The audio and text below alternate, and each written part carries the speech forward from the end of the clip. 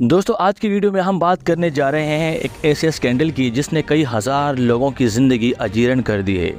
یہ معاملہ ہے ان لون ایپس کا جو مجبور اور ضرورت مند افراد کے لیے ایک ایسا ٹریپ بن جاتے ہیں جن سے نکلنا ان کے لیے بہت مشکل ہو جاتا ہے اور بہت سارے لوگوں کے پاس خودکشی کے علاوہ دوسرا راستہ نہیں بچتا۔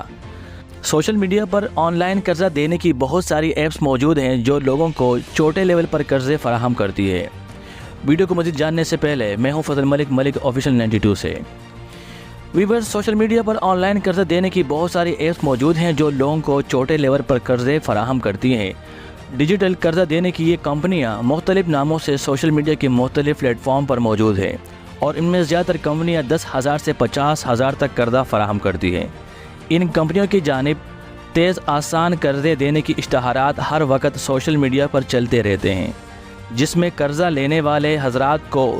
1 سے 2 دن میں قرضہ دینے کی پیشکش دی جاتی ہے۔ حیرت انگیز طور پر قرضہ دینے والی یہ ایپ پاکستان میں پلے اسٹور پر سب سے زیادہ ڈاؤن لوڈ ایپ میں شامل ہیں۔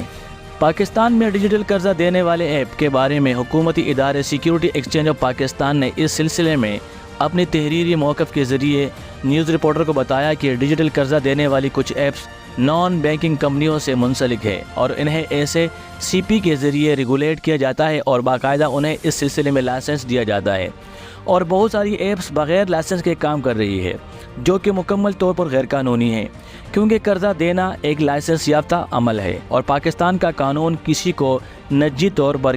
کسی کو قرضہ دینے کی اجازت نہیں دیتا۔ چنانچہ زیادہ تر یہ غیر قانونی ایپ ہی ہیں جو دھوکہ دہی اور بلیک میلنگ سے وابستہ ہیں۔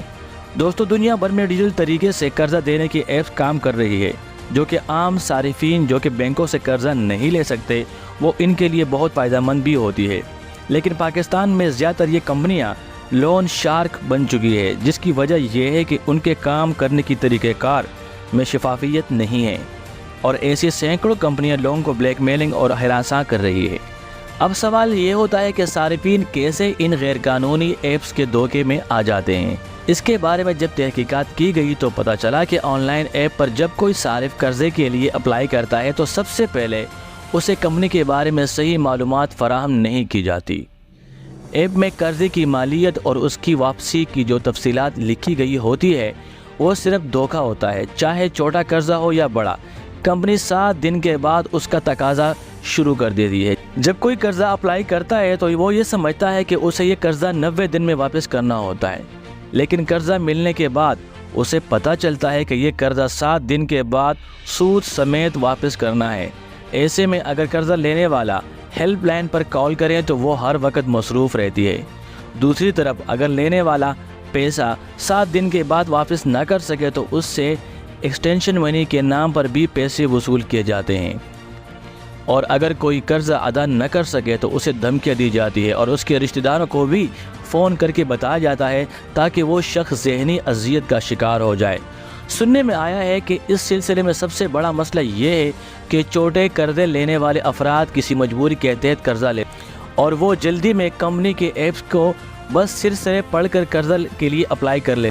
اور یوں یہ معصوم لوگ ان کے جال میں پھنس جاتے ہیں۔ انہیں فوری طور پر یہ آسان دکھائی دیتا ہے کہ 20 یا 30,000 رقم کا فوری بندوبست ہو جاتا ہے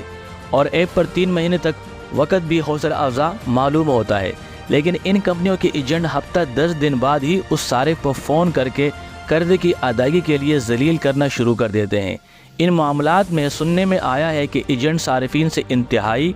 بدتمیزی سے بات کرتے ہیں اور انہیں دھمکیاں بھی دیتے ہیں، چونکہ اس سلسلے میں کئی واقعات سامنے آ چکے ہیں اور متعلقہ ادارے بھی حرکت میں آ چکے ہیں۔ ایس سی پی کی جانب سے کہا گیا ہے کہ ڈیجیٹل قرضہ دینے اور لینے کی نگرانی کی جا رہی ہے اور اس سے جڑے بنیادی خطرے کو بھی دیکھا جا رہا تاکہ اس سلسلے میں ضروری ریگولیٹری مداخلت کے ذریعے قرض دہندگان اور صارفین کو محفوظ رکھا جا سکے۔ ماہر سرمایہ کاری اور مالی امور کے ماہر عمار خان کا کہنا ہے کہ نارمل بینکاری کے نظام میں اسٹیٹ بینک کی جانب سے بہت سخت نگرانی رکھی جاتی ہے۔ ویسے تو اس قسم کے ڈیجیٹل ایپس پر حکومت کو کوئی اعتراض نہیں، لیکن ان کے کام کے طریقوں پر نگرانی رکھنی چاہیے۔ عمار خان نے بتایا کہ یہ قرضہ غریب لوگ لیتے ہیں جنہیں فوری طور پر پیسوں کی ضرورت ہوتی ہے اور یہ لوگ صحیح طریقے سے پڑھنا لکھنا بھی نہیں جانتے۔ اکثر ان ایپ پر بلا سود کے اشتہارات چلتے ہیں اور یہ لوگ ان کے جانسے میں آ جاتے ہیں۔ قرض کی ادائیگی کے لیے جب کمپنی کی جانب سے انہیں ہراساں کیا جاتا ہے تو لوگوں کو پتہ ہی نہیں ہوتا کہ ایسا کون سا پلیٹ فارم ہے جہاں پر وہ اپنی شکایات کو درج کرا سکیں، اور یوں لوگ ان کی دھمکیوں کی وجہ سے خوفزدہ ہو جاتے ہیں۔ ضرورت اس امر کی ہے کہ قرضہ لینے والے سارے پہلے خود اپنی طرف سے مکمل تحقیقات کریں اور معلومات حاصل کریں، چاہے قرضہ چھوٹا ہو یا بڑا، اس سے متعلق مکمل انفارمیشن رکھے اور پھر لون کے لیے اپلائی کرے۔ ویور میں امید رکھتا ہوں آج کی ویڈیو آپ کے لیے کافی انفارمیٹیو ہوگی۔ کل انشاءاللہ دوبارہ ملتے ہیں ایک نئے ٹاپک، ایک نئے موضوع کے ساتھ۔ جب تک کے لیے اللہ نگہبان۔